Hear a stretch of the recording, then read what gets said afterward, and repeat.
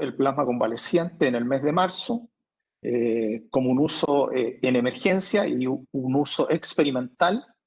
Luego, el 22 de abril, ¿no es cierto?, de este año, la Organización Panamericana de la Salud generó estas consideraciones regulatorias sobre la autorización, el uso del plasma convaleciente para la atención en emergencia de los pacientes con COVID-19. Y lo más importante, no sé si ustedes alcanzan a ver el mouse acá, debería ser un enfoque experimental basado en un protocolo de investigación o en un protocolo para uso monitorizado en situaciones de emergencia.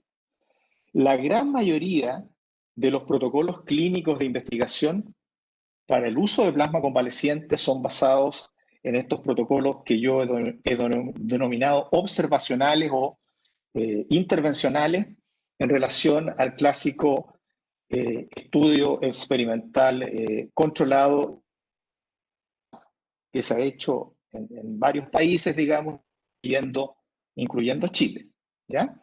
Eso era muy importante. Bueno, también sabíamos, a pesar de que hubo grandes discusiones en el primer trimestre de este año respecto a la existencia o no existencia de respuesta inmune humoral, si generalmente se producía la respuesta de anticuerpos IgG contra el SARS-CoV-2, y la verdad es que los trabajos demostraron que sí existe respuesta de anticuerpos. La gran mayoría, obviamente, de estos anticuerpos de isotipo o de clase inmunoglobulina G son protectores y se producen precozmente, o sea, dentro de los primeros 19 días o dentro de las primeras 3 semanas, prácticamente el 100% de aquellos que responden con anticuerpos, porque como vamos a ver hay un grupo que no responde, pero de los que responden, el 100% lo hace dentro de las primeras 3 semanas de infección. Cuando nosotros hablamos de plasma convaleciente, en realidad sabemos que anticuerpos contra el coronavirus, contra los diferentes determinantes antigénicos del coronavirus y contra las diferentes proteínas que éste posee. Existen técnicas, ¿no es cierto?, que nos permiten determinar no solamente inmunoglobulina G, sino que hay técnicas que permiten determinar los otros isotipos, los niveles de IgA, de IgM. Lo que nos interesa a nosotros básicamente es la IgG, porque no solamente ahí hay un isotipo importante de anticuerpos neutralizantes que se producen, sino también da un índice de producción de anticuerpos generados por células de memoria, que es justamente la respuesta del switch isotípico, digamos, de IgM a IgG. En consecuencia, está el efecto antiviral del plasma convaleciente, ¿no es cierto?, que lo ven ustedes en el área de arriba de este gráfico, en la cual hay anticuerpos de clase IgG, también hay IgM pentamérica que ustedes ven acá, pero se generan anticuerpos contra las diferentes proteínas del SARS-CoV-2. Nosotros estamos utilizando una IgG que es contra la proteína S1, que es contra la proteína espiga o la proteína spike, y específicamente contra el determinante antigénico que tiene que ver con la unión al receptor AC2 del epitelio respiratorio. Y específicamente estamos hablando del RBD, o sea, del dominio de unión al receptor. Es decir, los anticuerpos IgG que nosotros estamos midiendo para certificar que el plasma convaleciente de ese donante de plasma que desea donar realmente generó respuesta a anticuerpos en un nivel adecuado. Lo hacemos a través de técnica cuantitativa, ¿no es cierto?, que es a través de una empresa europea, italiana, de Diasorin, que se llama la técnica Liaison, que es una quimiluminiscencia que termina isotipo IgG contra la proteína Spike. Hay otros, hay ELISAs que también van a estudiar anticuerpos IgG contra S1, digamos, contra la proteína espiga. También hay ELISAs que determinan anticuerpos contra el nucleocapsid. Y también hay otras técnicas de quimiluminiscencia. Hay varias. Lo importante es determinar y demostrar que existen anticuerpos contra el virus y con técnicas instrumentales, ELISA o quimiluminiscencia, porque también en el transcurso de estos últimos meses, realmente las técnicas rápidas, si bien la inmunocromatografía en otras infecciones puede tener un muy buen rendimiento, en este coronavirus la verdad es que no dan la confiabilidad que uno requiere de si es un buen candidato o no a donar plasma convaleciente. Bueno, y lo otro, que hay una serie de efectos inmunomodulatorios en el plasma que nosotros no estamos midiendo. Probablemente hay una serie de proteínas y de citoquinas antiinflamatorias, incluso algunas pueden ser proinflamatorias.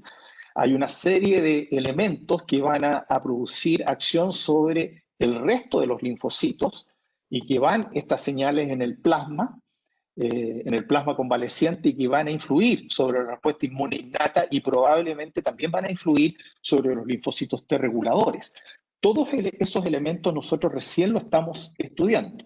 No está definido, y hay muchos grupos en el mundo que están estudiando la inmunopatogenia de la infección por SARS-CoV-2. Entre ellos hay un grupo en Chile, en la Facultad de Medicina de la Chile, dirigida por la doctora López, que justamente estamos estudiando ese aspecto. Uno de los primeros trabajos sobre la terapia con plasma convaleciente y el 19 ya grave o muy grave, COVID severo, digamos, que comprometía la vida, este trabajo de Lin, ¿no es cierto?, que fue publicado, digamos, los primeros meses de esta pandemia, ¿no es cierto? Ellos hicieron un estudio que es controlado y aleatorizado, o sea, es un randomizado, que genera obviamente evidencia, que lo hicieron entre el 14 de febrero y el 1 de abril, y que incluía 103 participantes, obviamente con COVID-19 confirmado por laboratorio, y que tenían un distrés respiratorio severo o muy severo, o sea, que comprometía la vida ya con shock, con falla multiorgánica y requerimientos de ventilación mecánica invasiva. Este trabajo comparó ambos grupos. La intervención no fue con un grupo en que no se le daba nada, sino que comparó ambos grupos. El que tenía la enfermedad grave y el que tenía la enfermedad severa. Fueron 52 casos en uno y 51 casos en el otro, que ellos denominaron grupo control, ¿no es cierto?, que era el tratamiento estándar, ¿no es cierto? Y plasma, que tenía estas dos condiciones, por lo tanto tenían dos subgrupos, ¿ya? Y los outcomes que midieron era básicamente progresión de la infección y desarrollo de elementos de gravedad de la infección por virus, ¿ya? Y cuando ellos presentan el trabajo de todos los pacientes, ellos no ven respuesta entre los que usaron el plasma convaleciente y el grupo control.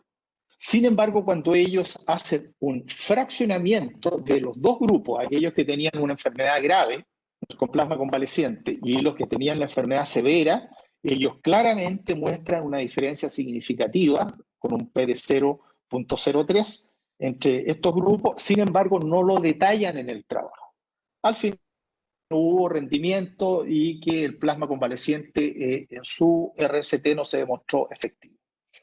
Bueno, en Chile ya desde junio, yo diría mayo, junio, julio, ya se están haciendo varios trabajos con plasma convaleciente a través de protocolos, la gran mayoría de protocolos observacionales, con excepción de el único protocolo que es un estudio controlado y aleatorizado llevado a cabo por la Pontificia Universidad Católica. El resto, ¿no es cierto?, son básicamente protocolos observacionales o intervencionales, como el Hospital Hernán Enríquez Aravena en Temuco, el Hospital Base Valdivia, la Fundación Arturo López Pérez, ¿no es cierto?, que usa un protocolo extendido y fue uno de los primeros, ¿no es cierto?, que empezó a trabajar el tema del plasma convaleciente. Las primeras conversaciones se hicieron en los meses de marzo y abril, y ellos todavía no publican sus resultados, pero llevan probablemente más de 600 o 700 pacientes tratados con plasma convaleciente a lo largo de Chile, que es un protocolo extendido, como el protocolo extendido de la Clínica Mayo, que es el protocolo estadounidense, que ha permitido probablemente tratar a más de 100.000 pacientes con plasma inmune en los Estados Unidos. Bueno, también hay protocolos observacionales en la Clínica Alemana, Clínica Santa María, el Servicio de Salud Metropolitano Suroriente, con sus 3 hospitales, Padre Hurtado, La Florida y Sotero del Río. También iniciaron hace algunos meses este protocolo, el Hospital de Antofagasta y otros. Y voy a mostrar lo que hicieron en Temuco, que fue, y esto es meritorio, es uno de los primeros hospitales públicos, el Hospital Hernán Enríquez Aravena de Temuco, que a través de un proyecto de investigación observacional llevado a cabo por la doctora Cecilia Beltrán, ¿no es cierto?, hematóloga y jefe del servicio de sangre del Hospital de Temuco, diseñó este estudio observacional donde el paciente es su propio control pre y post administración de plasma. Los sujetos en estudio proyectado eran 150 pacientes con esta infección y los objetivos fue la mortalidad en los pacientes que cursaban con esta infección por COVID, tratados con plasma convaleciente, y describir el comportamiento de la enfermedad en base a los parámetros clínicos y de laboratorio registrados en pacientes cursando la infección. Y determinar también la duración de la hospitalización en pacientes cursando infección por COVID-19 tratados con plasma convaleciente en relación a... Ahora, los objetivos que plantea el Hospital de Temuco son muy similares a los objetivos de todos los protocolos que los que se han dedicado al tema han podido ver. Los protocolos que existen en Latinoamérica, el de la Clínica Mayo, el de los grupos europeos, son muy similares en los outcomes que miden. Vista del reclutamiento y selección de los donantes, bueno, utiliza obviamente los mismos criterios de donación de sangre, que esos son obligatorios, y después ellos licencia IgG 2.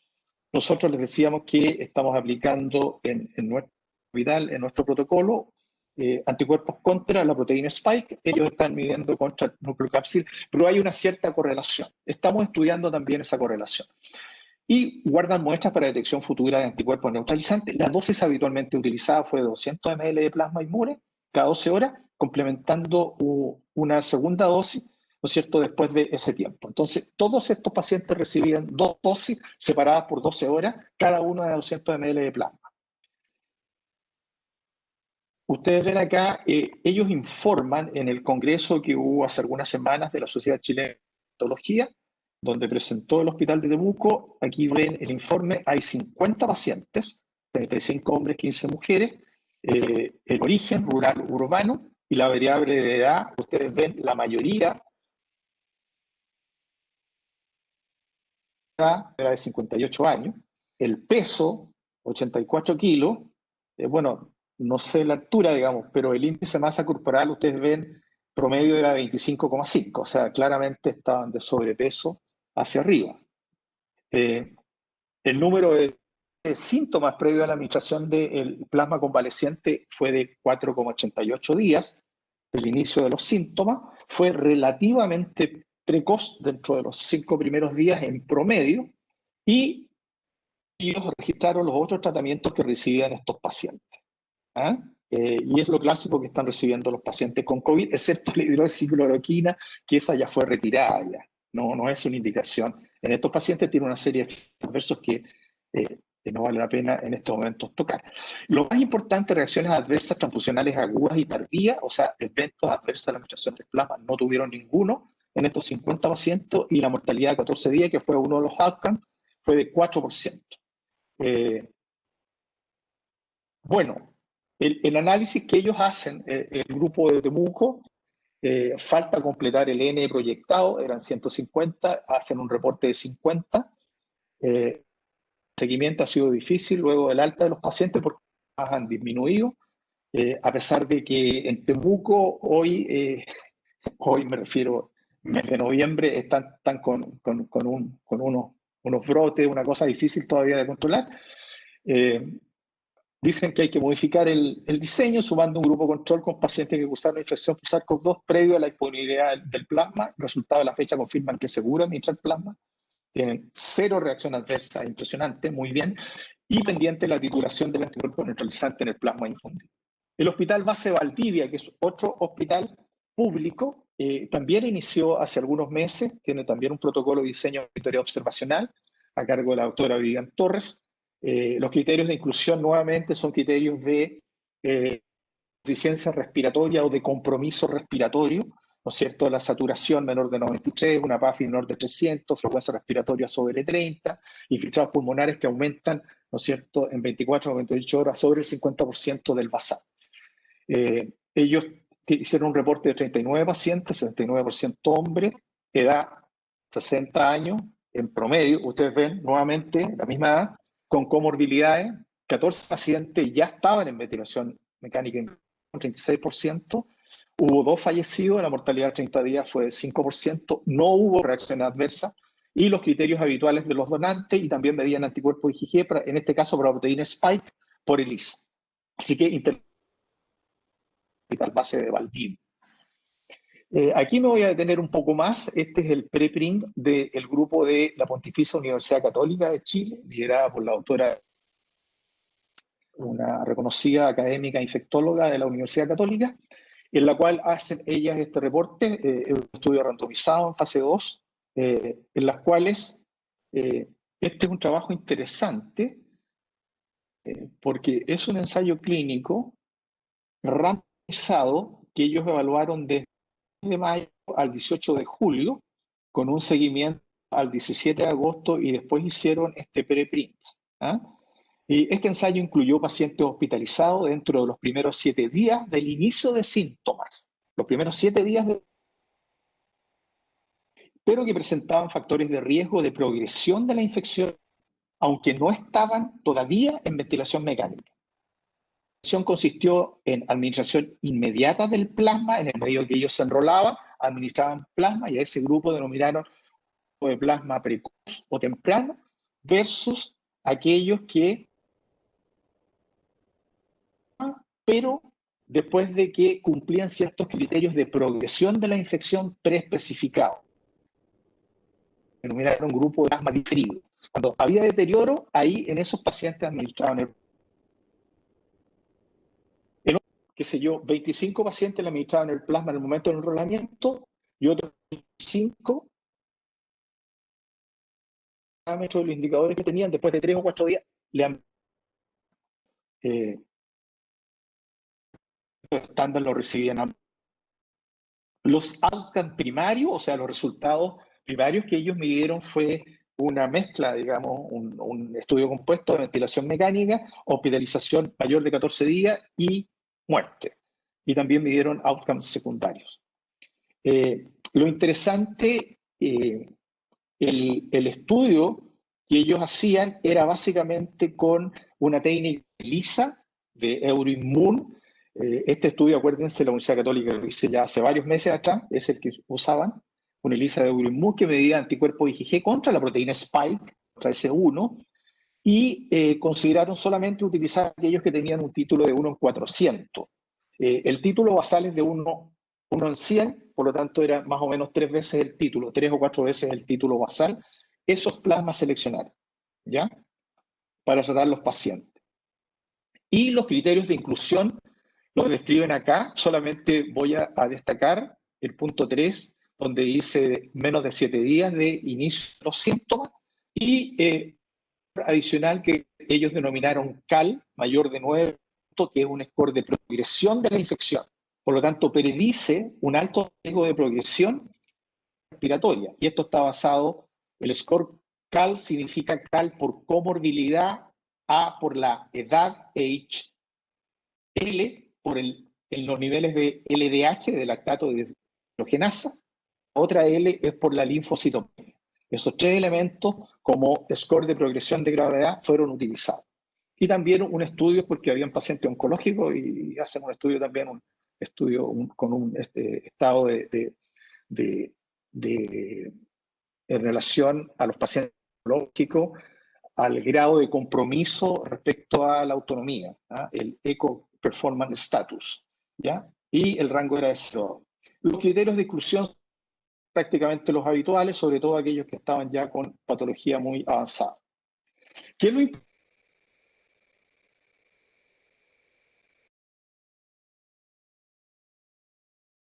Un N de 8, plasma diferido era un N de 30, ¿ya? Y vieron acá los outcomes primarios, ¿no es cierto? El outcome compuesto de muerte, caída en ventilación mecánica, hospitalización de más de 14 días, y en ambos grupos, la verdad, el P era mayor de 0,99, no hay diferencia significativa, y tampoco en el resto de los outcomes, ¿ya? No hubo diferencia significativa, y en consecuencia, la conclusión de este trabajo Dice que la inmediata de la terapia con plasma convaleciente en los estadios iniciales de COVID-19 comparado con su uso solo en caso de deterioro del paciente, no confirió beneficio en mortalidad, duración de la hospitalización o requerimientos de ventilación mecánica invasiva. Es decir, este trabajo, un RCT muy bien diseñado, de intención de tratamiento, no hubo un grupo control propiamente tal, un grupo con intención de tratamiento, y ahí los compararon entre ambos. La verdad es que no demostró efectividad el uso del plasma convaleciente. Y lo demuestra en la discusión que hacen, ¿no es cierto?, los investigadores de la Universidad Católica, que en realidad no son solamente la Católica, es un grupo grande también de otras instituciones, digamos, que se reunieron para generar este trabajo cooperativo. Solamente me quedo con la parte final de la discusión, porque de alguna manera se anexa a lo que voy a decirles más adelante.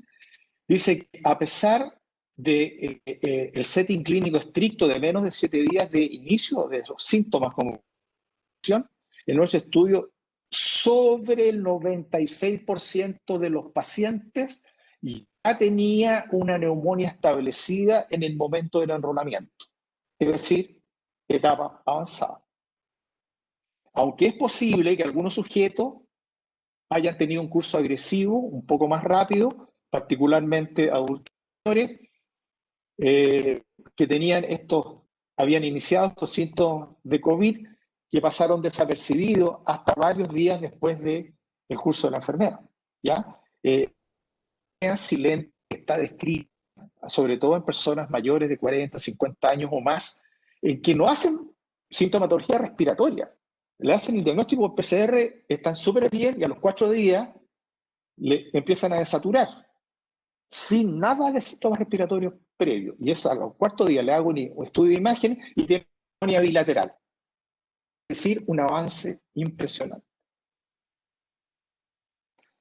Y lo otro que les quiero comentar, estudio, el clásico de Joyner, ¿no es cierto?, de la clínica Mayo, donde nos hablan del efecto del plasma convaleciente en la mortalidad entre los pacientes hospitalizados con COVID-19 en la experiencia de los primeros 3 meses. ¿Ya?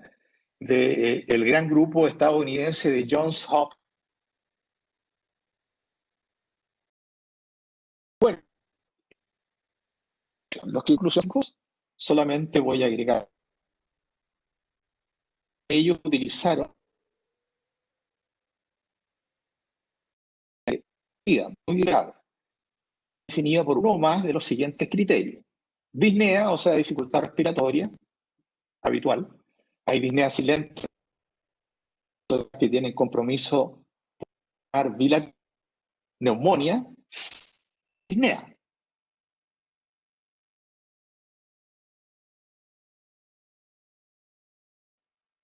No se compromete. Frecuencia respiratoria sobre la quimnea, ¿no es cierto? 24 48 horas, falla respiratoria, shock séptico, falla multiorgánica, o sea, pacientes graves. Los norteamericanos, un protocolo que ellos los pacientes que fuera necesario, pero lamentablemente ya estaban en etapa avanzada de la infección. Y al final, ¿no es cierto? Ellos muestran, ustedes ven acá, la mayoría eran hombres, 10.000 en el mes de abril, otros 14.000 en el mes de mayo y otros 13.000 en el mes de junio. El total de pacientes que ellos publican son 35.000 pacientes. ¿Ah? Harto. Bueno, hombres 63%, prácticamente en el mismo rango en todas las fechas evaluadas. Fíjense, sobrepeso o obesidad.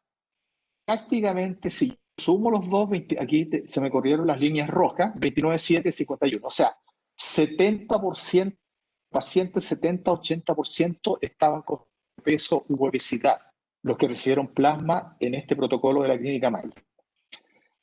La raza y la etnicidad la vamos a pasar y nos vamos a ir a los outcomes de mortalidad a 7 días y a 30 días de los pacientes transfundidos con plasma convaleciente. Ustedes ven que aquí hay un grupo importante, vamos a ir a la inferior, ¿no es cierto? Días de la transfusión después del diagnóstico, menos de 3 días, la mortalidad es de 8,7%. Más de 4 días, la mortalidad es de 12%. A 7 días y la mortalidad a 3 días, del lado derecho, ustedes ven que en menos de 3 días tiene una mortalidad de 22% y de 4 días o más tiene una mortalidad de 27%. Diferencia estadísticamente significativa, ¿ya? Y lo otro interesante que lo hicieron retrospectivamente en la clínica Mayo, en las cuales vieron el nivel de anticuerpos IgG, no de anticuerpos neutralizados, de anticuerpos IgG. Entiendo que ellos utilizaron una técnica de LISA en Estados Unidos y los dividieron de baja respuesta, mediana respuesta y alto nivel de anticuerpos IgG totales contra SARS-CoV-2. Y lo relacionaron con los días en los cuales administraron. Y ellos demostraron que en la medida en que los niveles de inmunoglobulina G eran altos y además el día en la cual se administró el plasma, la mortalidad fue de 6,1%. Sin embargo, cuando lo comparan con aquellos que siendo de menos de 3 días de administración del plasma, pero con bajo nivel de anticuerpos, la mortalidad sube. Es un 13,2%. A 7 días y también lo mismo a 30 días. ¿En qué concluye entonces este preprint de la clínica Mayo? Nos dice que la mortalidad está asociada al tiempo de administración de la transfusión de plasma y al nivel de anticuerpos de la unidad. Por lo tanto, sugieren administración precoz, menos de 3 días del diagnóstico y alto nivel de anticuerpos para SARS-CoV-2. Sugieren eficacia de la terapia para pacientes hospitalizados con COVID-19. Solamente lo sugieren, sino que también a raíz de este trabajo, la FDA sugirió, ¿cierto?, en un statement, ustedes lo recuerdan, que el plasma convaleciente inmune en situación de emergencia podía ser utilizado. No agregaban necesidad de que fuera utilizado a través de un proyecto de investigación como corresponde. Como que dejaron libre eso.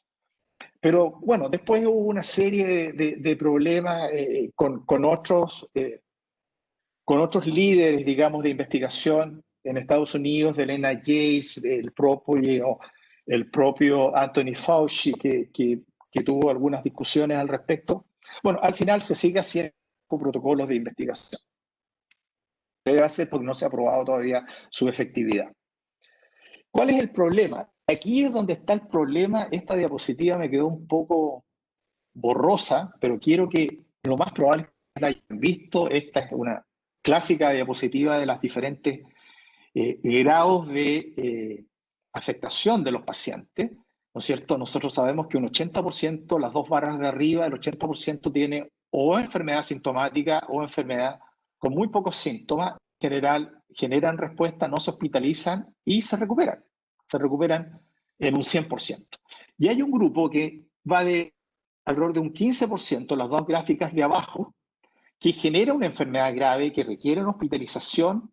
Algunos se van a recuperar, alrededor de un 20% se recuperan, y los que caen en ventilación mecánica, una enfermedad grave que es un 5% del total de infectados, un 50% de aquellos que se intuban y van a ventilación mecánica fallecen. Entonces, no es ninguna gracia caer intubado, digamos, con esta infección. La enfermedad ya es muy grave, la etapa inflamatoria es muy fuerte. Pero, ¿por qué quiero mostrarles esta diapositiva? Por lo siguiente, porque ya a partir del 8º al 10º día del evento infectante, ya uno empieza a generar anticuerpos de clase inmunoglobulina M e inmunoglobulina G.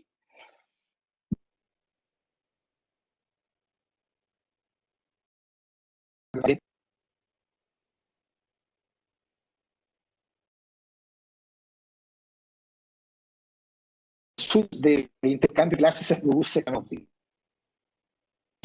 Nosotros ya se va generando acá, ¿no es cierto?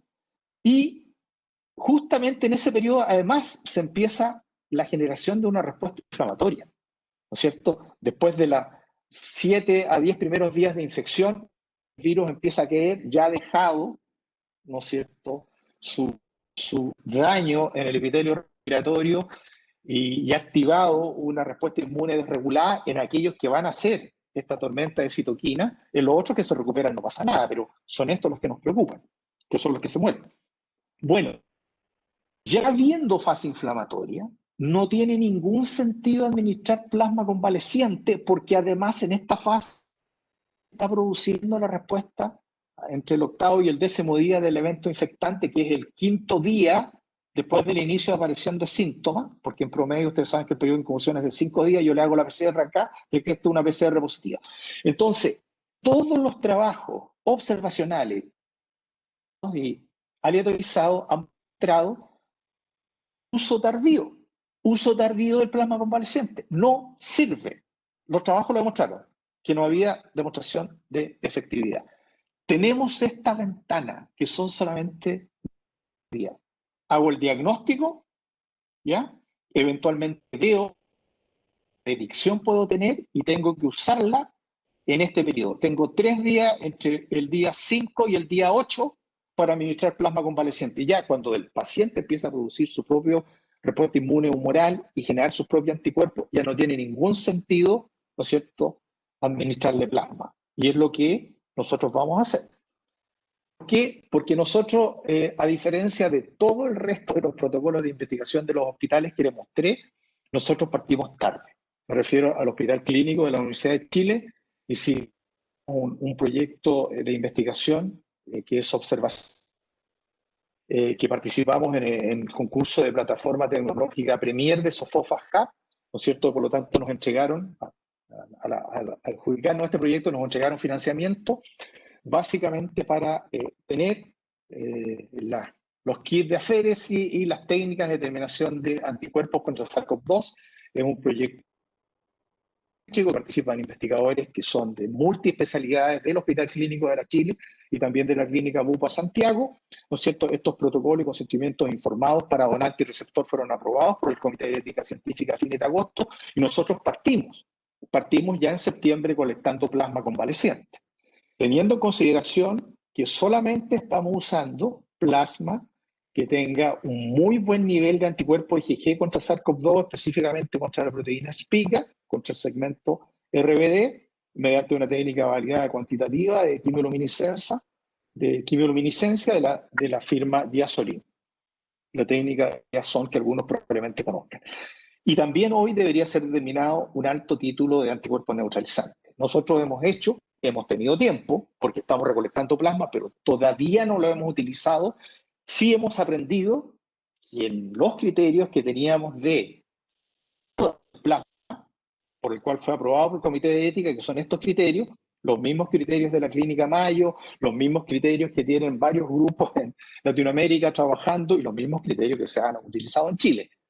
Todos estos criterios son tardíos, no sirven. Tenemos que sacarlo del área hospitalaria. Por eso hablamos de un uso muy precoz. Y en consecuencia, los outcomes probablemente vamos a medir los mismos, pero antes nosotros pensábamos utilizar, ¿no es cierto?, plasma convaleciente en aquellos que ya estaban produciendo su propio plasma. Hoy sabemos que no tiene ningún sentido. Si yo estoy generando anticuerpos IgG, ¿no es cierto?, de manera autóloga, no le puedo poner en un plasma halogénico que tiene la misma IgG si yo estoy generando respuesta. Un tema de inhibición inmunológica que los inmunólogos lo entienden muy bien. Entonces, es un mal uso del plasma cuando se está generando respuesta inmune autóloga. Y lo otro, que a raíz de toda la evidencia disponible en el mes de octubre, la del Ministerio de Salud, que es el grupo de evaluación de tecnología sanitaria y medicina basada en evidencia, generó estas recomendaciones y nos invitó a referentes de intensivo, de la Sociedad de Medicina de Urgencia, de broncopulmonar, de infectología. Hubo varios participando y también a miembros del área de la inmunohematología y la medicina transfusional. Y se sacó esta información en la cual el Ministerio de Salud sugiere no utilizar el plasma convaleciente como parte del tratamiento estándar, o sea, como parte de la guía clínica de manejo de COVID. Afuera una guía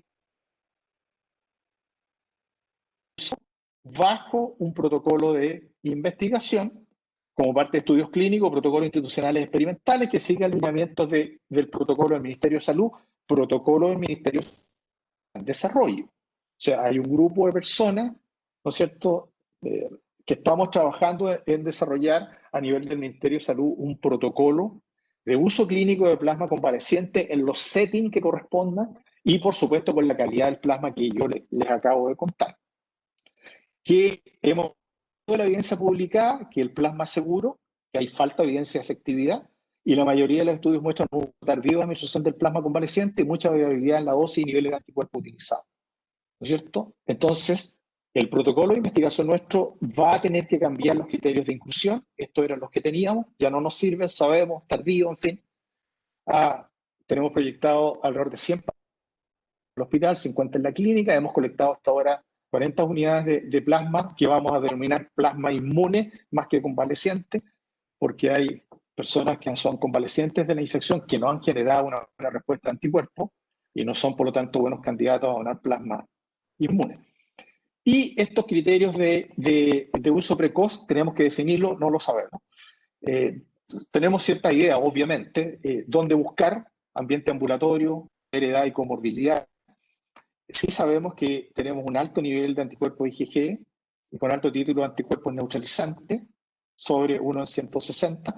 Nosotros tuvimos la suerte de medir en 25 candidatos a donar plasma convaleciente, medir no solamente los IgG totales contra el SARS-CoV-2, sino también los anticuerpos neutralizantes, y vimos una altísima correlación entre los anticuerpos neutralizantes y los niveles nuestros de anticuerpos contra SARS-CoV-2. De hecho, la misma empresa proveedora de la técnica de quimiluminiscencia nos decía que sobre un nivel de alrededor de 70-80 unidades por ml, en lo normal es hasta 12, por lo tanto, qué sé yo, 80 son 7, 8 veces más, está asociado a un título sobre uno neutralizante, y es cierto. De hecho, tenemos muestras con niveles de unidades totales por ml y que se asocian a niveles de sobre 2.000, 3.000 de anticuerpos neutralizantes. Sí, tenemos un muy buen plasma. La nueva estrategia va a estar recolección de plasma solo de aquellos con título de anticuerpos IgG totales anti-S1 y alto título de anticuerpos neutralizantes. Vamos a intentar definir una dosis de anticuerpos por kilo de peso. Hoy día ustedes saben que yo administro una unidad de plasma de 200 ml o 2 unidades de plasma de 200 ml, de acuerdo al protocolo que ustedes diseñan. Y eso no solamente en Chile, en todo el resto del mundo es igual. La idea es intentar definir una dosis en la medida en que yo tenga el dato real de la cantidad de anticuerpos IgG que voy a tener en ese plasma.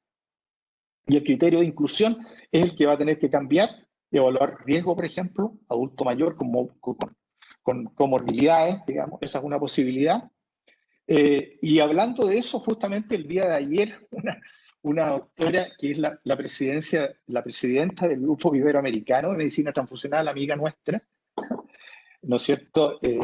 La doctora Cooper hace llegar este preprint que acaba de salir del grupo argentino de la fundación que se llama FAT-COVID-19, ¿no es cierto?, que es una fundación que tiene, dirigida por el doctor Fernando Pollack, que tiene apoyo de la fundación de Bill Gates, por lo tanto tiene una buena cantidad de recursos. Hicieron este preprint muy interesante, en la cual ellos hicieron un estudio randomizado y controlado con niveles altos de inmunoglobulina G utilizado en sujetos adultos de 65 años con comorbilidades o de sobre 75 años, y administraban el plasma a estos sujetos dentro de las 72 horas de el diagnóstico, ¿no es cierto?, de presentación de los síntomas. Y los resultados primarios era, ¿no es cierto?, caída en compromiso respiratorio, caída en la saturación, taquipnea, en fin, lo que nosotros sabemos. Pero lo más importante es que de estos 160 pacientes que fueron a la aleatorización, ellos vieron que los pacientes que recibieron plasma, un 16% evitó, o sea, un 16% cayó en una enfermedad respiratoria severa, y en los que no recibieron, alrededor de un 31%. Es decir, una riesgo, ¿no es cierto?, de reducción, riesgo relativo de 48%, es altísimo, con una diferencia significativa. Es decir, las conclusiones de este trabajo que acaba de salir, este preprint del grupo argentino, nos dice que la administración temprana de un plasma de alto título, ¿no es cierto?, para pacientes adultos con una infección COVID-19 es un tratamiento que es de bajo costo, una intervención ambulatoria, ya nos olvidamos de los hospitales, intervención ambulatoria, que facilita el acceso a un tratamiento que está más disponible en los países industrializados y menos en los países que tienen una de bajo ingreso, ¿no es cierto?, de bajo o moderado ingreso, y va a descomprimir la demanda de los hospitales y puede contribuir a salvar vidas. O sea, justamente los argentinos, digamos, dieron en el clavo, ya se estaban dando cuenta que el plasma convaleciente usado en pacientes graves con COVID no tenía mucho sentido, no tenía rendimiento y usaron ese set. Yo creo que nosotros vamos a buscar un setting parecido. Una es, ya he hablado con algunos epidemiólogos, la posibilidad de usar búsqueda asintomáticos, búsqueda activa de casos. Yo diagnostico eventualmente pacientes asintomáticos, algunos pueden ser mayores de 60 años que tengan comorbilidad y ofrecerles, ¿no es cierto?, la posibilidad de uso del plasma convaleciente.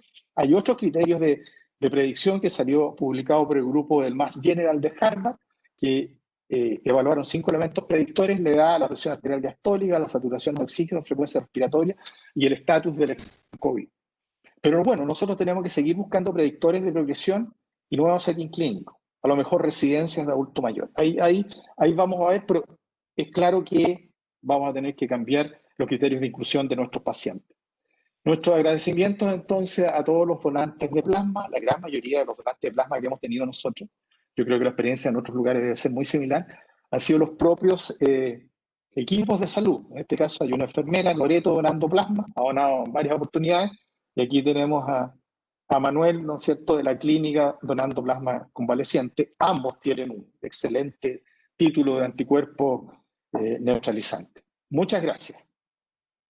Muchas gracias, doctor. La presentación en realidad fue muy buena, es muy buena. El tema está en boga y yo quisiera invitar a, si hay alguna duda, alguna pregunta para el doctor. Por ejemplo, doctor, hoy día, ¿cómo es la disponibilidad de plasma convaleciente? ¿Existe? ¿Hay? ¿Falta? ¿En qué grupo etario se encuentran los mejores anticuerpos? Porque a lo mejor en personas de edad, que son muchos los que hacen la patología mucho más grave, son las que muchas veces hay que socorrer y nos generan una muy buena respuesta antigénica también. Entonces, ese es un tema que yo creo que tiene una cierta complejidad también. Absolutamente, absolutamente. Yo diría que hoy día la ventaja es que estamos en una etapa de caída de la infección. Y también han caído, obviamente, los enfermos que requieren hospitalizaciones, ¿no es cierto?, y que están en una condición grave. Además, yo creo que estos meses han hecho la mano porque todo el manejo de soporte, de sostén de esta infección de los pacientes graves ha permitido que todos los intensivistas y todos estén muy bien preparados para manejar la infección. En consecuencia, probablemente seamos uno de los países con una de las menores de letalidad en UCI, en unidades de pacientes críticos respecto a otros países latinoamericanos. Yo veía los informes que teníamos de Chile en la época mayor de infección y veía los reportes de las UCI de Nueva York, por ejemplo, y la tasa de letalidad que tenían era impresionantemente alta, ¿ya? La disponibilidad de plasma hoy día, yo diría que está disponible no a un alto nivel, pero hay todavía hospitales que están generando y siguen con los protocolos de donación de plasma.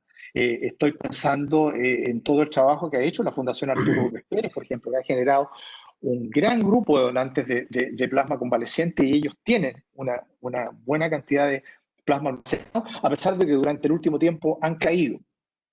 ¿Qué puedo decir yo? Que es cierto, las personas de mayor edad probablemente, y ahí no sabemos por qué, cuál es la razón, por la cual generan una muy buena respuesta de anticuerpos de IgG protectores, incluso de anticuerpos neutralizantes, probablemente incluso también de otros isotipos que no lo hemos estudiado, pero no sabemos si hubo un efecto booster, un efecto amplificador de respuesta, porque las personas de mayor edad han reconocido otros coronavirus.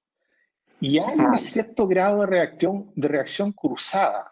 ¿Ah? Incluso hay trabajos chinos que muestran, incluso en pacientes no por este SARS-CoV-2 que tienen respuesta contra otros coronavirus y generan un cierto grado de reactividad. No puedo decir que de inmunidad, pero sí de reactividad en los exámenes.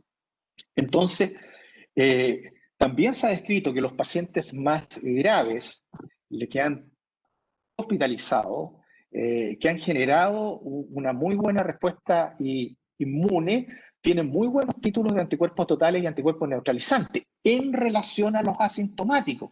De hecho, es muy importante tu pregunta, porque nosotros tuvimos que modificar. Bueno, yo modifiqué el protocolo varias veces. En la medida en que salían todos los días, había nuevas publicaciones.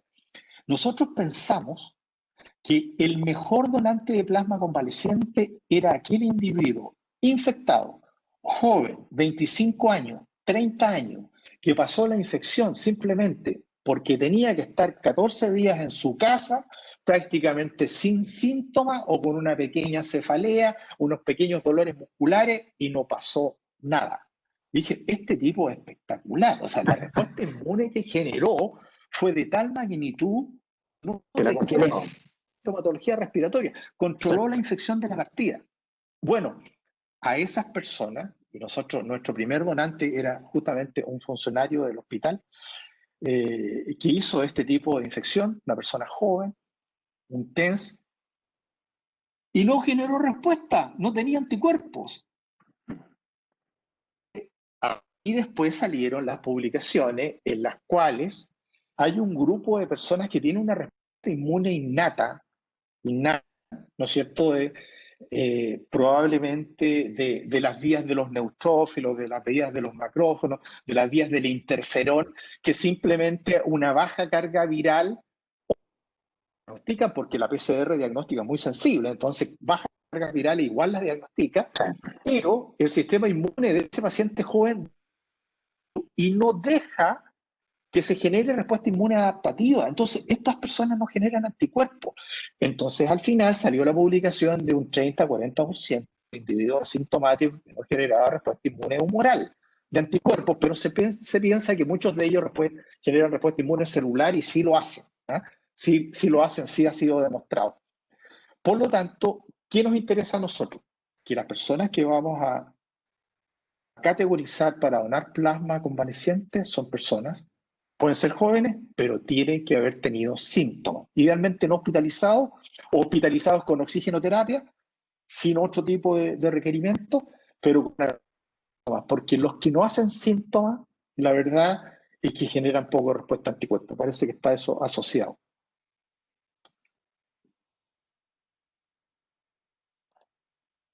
Acá hay una pregunta por el chat, doctor. Dice, ¿cómo se correlaciona el tratamiento de pacientes con plasma con un alto título de anticuerpos neutralizantes anti-S1-SO en comparación a un plasma con un alto título de anticuerpos contra nucleocápside?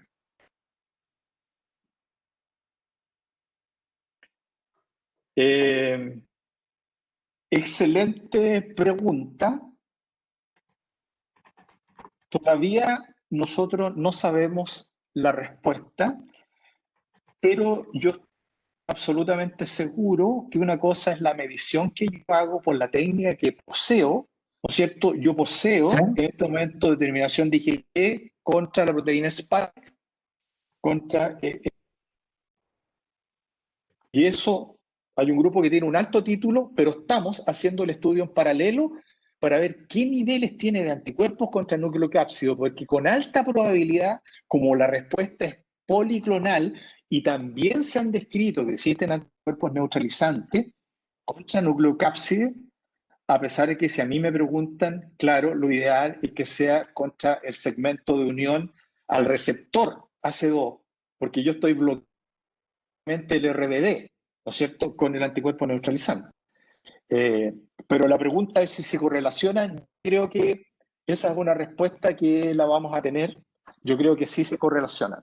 ¿Ah? Sí se correlacionan. Nosotros tenemos muy pocos casos en el hospital. La ventaja que yo tengo es que yo estoy haciendo IgG antiproteína spike, el laboratorio está haciendo IgG contra nucleocápside y las pocas que hemos correlacionado tienen altos niveles de ambos. Así que es probable que la respuesta sea una respuesta conjunta. Perfecto. ¿Alguien más tiene alguna pregunta? Sí, tenemos aquí Juan Carlos.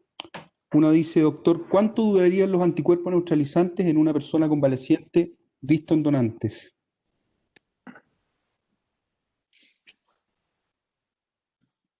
Excelente pregunta. Excelente pregunta, porque ustedes saben, también han salido artículos que dicen que los anticuerpos neutralizantes se desvanecen en algunos meses. Eh, yo creo que el tiempo nos va a dar la respuesta. ¿Ah? Yo creo que el tiempo nos va a dar la respuesta. Lo que sí sabemos es que la mayor tasa de la maduración de afinidad de los anticuerpos neutralizantes se produce alrededor del segundo a tercer mes. Nosotros hemos obtenido plasma convaleciente de personas que han donado a lo menos en 2 oportunidades, separados unos por 2 semanas y otros por un mes. Y se mantiene el título, pero dentro de ese mes. ¿Cuánto tiempo van a durar? No lo sé, pero probablemente a las otras infecciones, por ejemplo, SARS-CoV-1 y MERS, el nivel de anticuerpos que en ese momento se determinó era a lo menos de 12 meses, de un año y medio. Incluso hay casos descritos de varios años, pero la respuesta es cuánto tiempo duran, no lo sabemos, pero lo que nosotros estamos determinando es que esto partimos en septiembre, estamos en noviembre, que al menos 2 meses están durando. 2 meses están durando. ¿Cuánto tiempo más van a durar? No lo sé.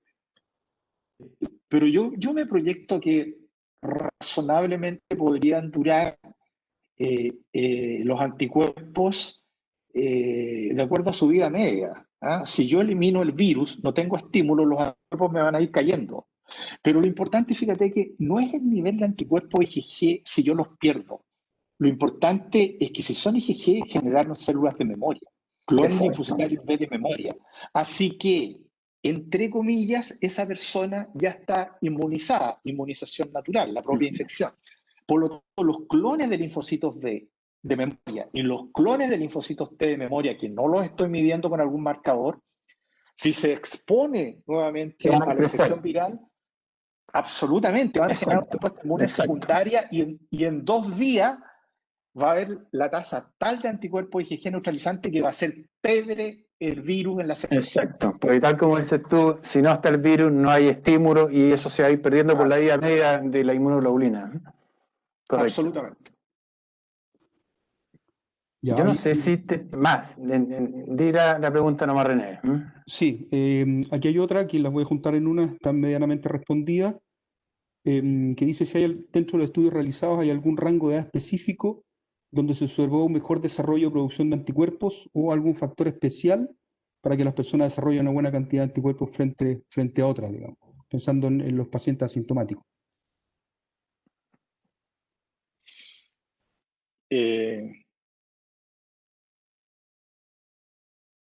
A ver, los rangos de edad, no sé las razones, pero solamente utilizando la edad como factor de respuesta, las personas de mayor edad que hacen patología más grave de progresión hacen mayor título de anticuerpos totales. Eso está absolutamente demostrado y está, bueno, es la cinética de la respuesta inmune humoral. Yo tengo mayor carga viral, mayor sintomatología, mayor respuesta de anticuerpos para controlar esa infección. Eso está absolutamente conocido. ¿Qué otros factores influyen en una mejor respuesta a anticuerpos? No lo sé. No lo sé. E incluso no sé si las comorbilidades influyen en una desregulación de los anticuerpos y va a desarrollar una etapa inflamatoria de mayor gravedad.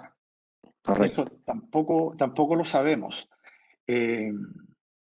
Pero mira, hoy día tenemos la técnica disponible. Por lo tanto, si yo tengo una persona que me refiere a haber hecho poca sintomatología, ¿ah? Porque esto es probabilidades. Yo, como te decía, 30-40% de aquellos asintomáticos sin síntomas de la infección por coronavirus, yo le hago el estudio de anticuerpos instrumental, no el test rápido, instrumental, quimiluminiscencia o ELISA, muy pobre respuesta a anticuerpos, porque probablemente controlaron, como les decía, por otras vías, inmunidad innata, en fin, respuesta T, la infección.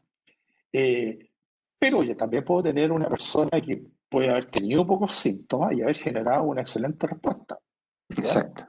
También existe, porque es un tema de probabilidades.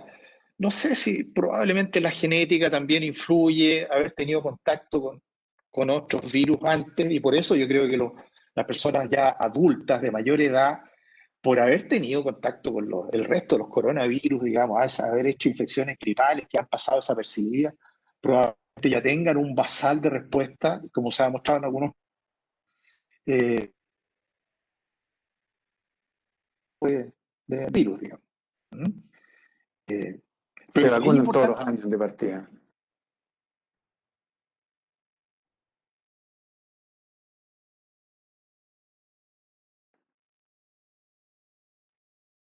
Bueno, bien respuesta. Por lo tanto, que son importantes, son importantes. ¿No? Bueno, yo no sé si habrá otra pregunta, dejaríamos la última, o si no, para darle las gracias, pues ya son un poco más de las 8. Hay varias que ¿Tú tienes?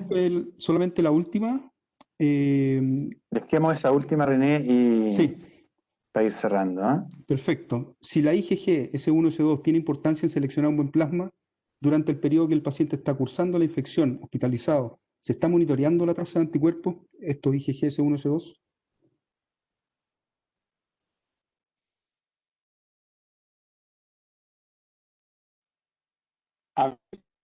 Eh, nosotros no damos, o sea, los protocolos de investigación de plasma convalescente solamente estamos estudiando los candidatos a dar plasma cuerpo IgG anti-S1. También vamos cuando pacientes se utilizan como criterios de inclusión.